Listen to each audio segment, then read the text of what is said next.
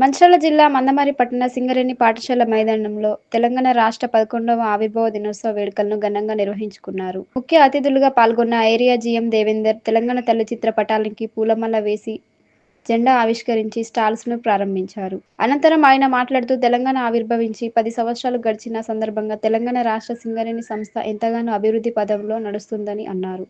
అయినప్పటికీ సింగరేణి సంస్థలు బొగ్గు ఉత్పత్తికి అయ్యే ఖర్చు ఎక్కువగా ఉందని, తక్కువ ఖర్చుతో బొగ్గు ఉత్పత్తి అయితేనే సంస్థ లాభాల బాటన పడుతుందని, ఇందుకోసం సింగరేణిలో మనమంతా నాణ్యమైన బొగ్గు ఉత్పత్తి చేయాలని, అంతేకాకుండా అదనపు ఆదాయం కోసం ఏర్పాటు చేసిన జైపూర్ విద్యుత్ ప్లాంట్లో 2000 మెగావాట్ల విద్యుత్ ఉత్పత్తి అయ్యేలా తీసుకోవాలని, బొగ్గు ఆధారిత విద్యుత్ మాత్రమే కాకుండా విండ్ పవర్ విద్యుత్, సోలార్ పవర్ విద్యుత్ ఉత్పత్తి రంగాల్లో కూడా సింగరేణి సంస్థ ప్రవేశించి లాభాలను గడించి సింగరేణి సంస్థను బలోపేతం చేయాలని, ఎందుకోసం సంస్థ సి&ఎండి చైర్మన్ చర్యలు తీసుకుంటున్నారని తెలిపారు. ఈ కార్యక్రమంలో సింగరేణి అధికారులు, సిబ్బంది, కార్మికులు, సంఘాల నాయకులు పాల్గొన్నారు.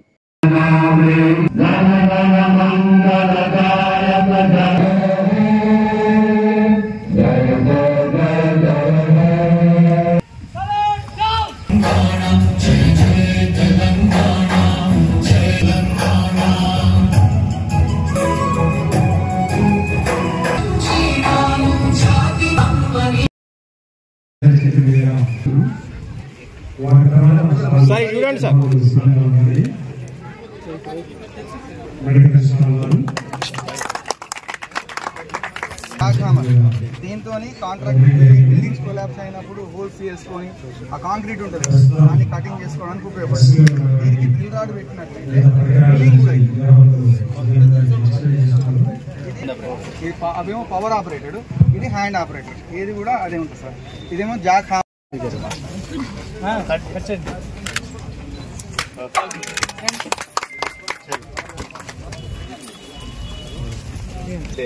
మెడికల్ సర్వీస్ మంచిగా చేయాలి.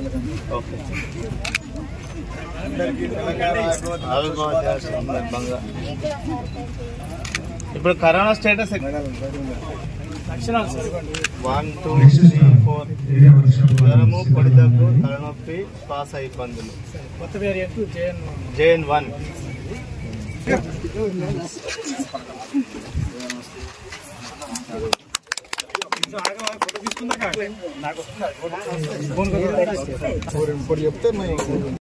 ఆవిర్భావ దినోత్సవ సందర్భంగా తెలంగాణ రాష్ట్ర ప్రజలకి, సింగరేణి కాలనీస్లో పనిచేస్తున్న ఉద్యోగులకి, వారి కుటుంబ సభ్యులకి అందరికీ శుభాకాంక్షలు తెలియజేస్తున్నాను. మన గౌరవ chairman and managing director Shri N Balaram sir ఆదేశాల ప్రకారము సింగరేణిలోని 12 ఏరియాల్లో ఈరోజు తెలంగాణ రాష్ట్ర ఆవిర్భావ దినోత్సవాలను ఘనంగా జరుపుకుంటున్నాము. మరి ఈ తెలంగాణ రాష్ట్ర ఆవిర్భావ దినోత్సవం సందర్భంగా మన గౌరవ చైర్మన్ అండ్ మేనేజింగ్ డైరెక్టర్ గారు అందరికీ మరి ఉత్పాదకత గురించి దిశానిర్దేశం చేశారు. తెలంగాణ రాష్ట్రం యొక్క అభివృద్ధికి సింగరేణి కాలనీస్ కంపెనీ ప్రముఖ పాత్ర వహిస్తుంది.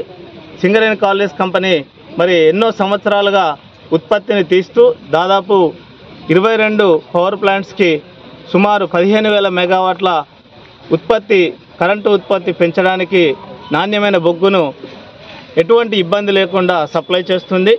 మన గౌరవ chairman and main director Shri N Balaram sir ఆదేశించినట్టుగా మరి కస్టమర్లందరికీ నాణ్యమైన బొగ్గుని తక్కువ ధరకు ఉత్పత్తి చేయడానికి ప్రతి ఉద్యోగి పైన బాధ్యత ఉంది. అదేవిధంగా మరి మందమర్రి ఏరియాకు సంబంధించి 27.8 లక్షల టన్నుల టార్గెట్ నిర్ణయించారు. ఈ బొగ్గుని ఈ సంవత్సరము 2025-26లో మరి నాణ్యతతో కూడిన బొగ్గుని కస్టమర్లందరికీ సప్లై చేయడానికి ప్రతి ఉద్యోగి మరి సిన్సియర్గా రక్షణతో ఉత్పత్తిని సాధించడానికి ప్రయత్నం చేయాలని నేను కోరుకుంటున్నాను.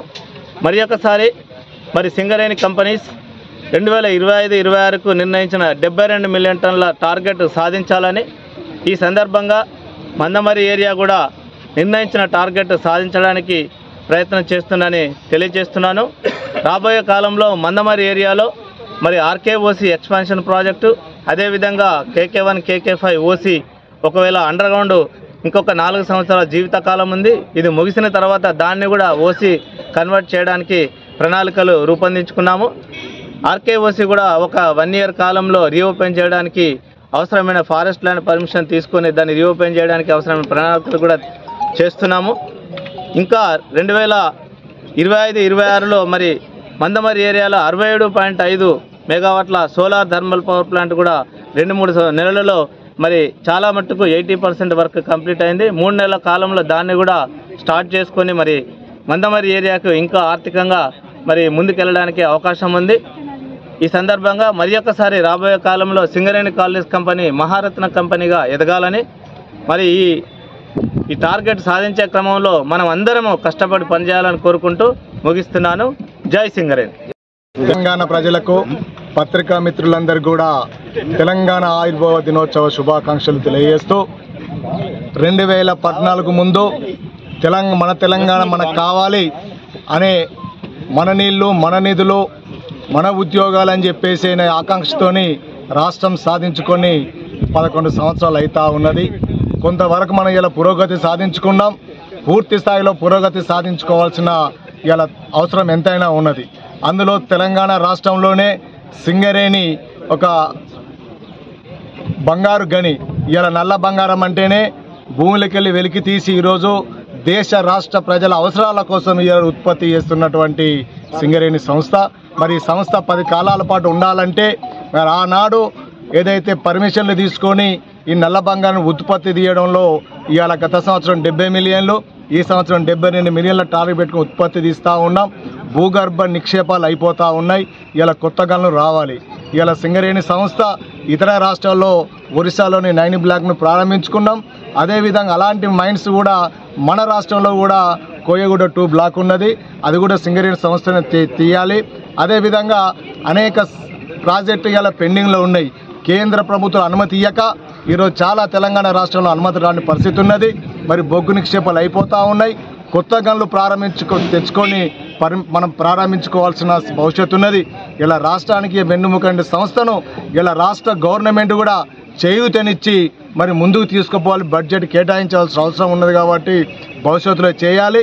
ఇలా సింగరేణి సంస్థ స్వయం ప్రతిపత్తిగా ఈరోజు సింగరేణి గౌరవ CND గారు, అధికారులు కావచ్చు, యూనియన్ నాయకులు కావచ్చు, ఉద్యోగస్తులందరూ కూడా కష్టపడి తమ వంతు కర్తవ్యంగా ఈరోజు పనిచేస్తూ బొగ్గు ఉత్పత్తిని ఇలా టార్గెట్ను సాధిస్తున్నట్టు కార్మికులు ఉన్నారు. కాబట్టి ఈ సంస్థ ముందుకు నడవాలంటే భవిష్యత్తులో మరిన్ని కొత్త మైండ్స్ రావాలి.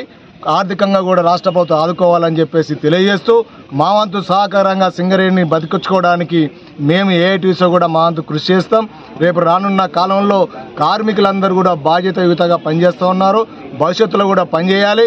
సింగరేణికి వచ్చిన లాభాల వాటా కూడా తీసుకుంటున్నాం కాబట్టి ఇలా షేర్ హోల్డర్గా భావించి ఈ సంస్థ మనదని చెప్పి సింగరేణి కౌలు భావించి అందరం కలిసికట్టుగా సింగరేణి ముందుకు తీసుకుపోతామని చెప్పేసి తెలియజేస్తా ఉన్నాం.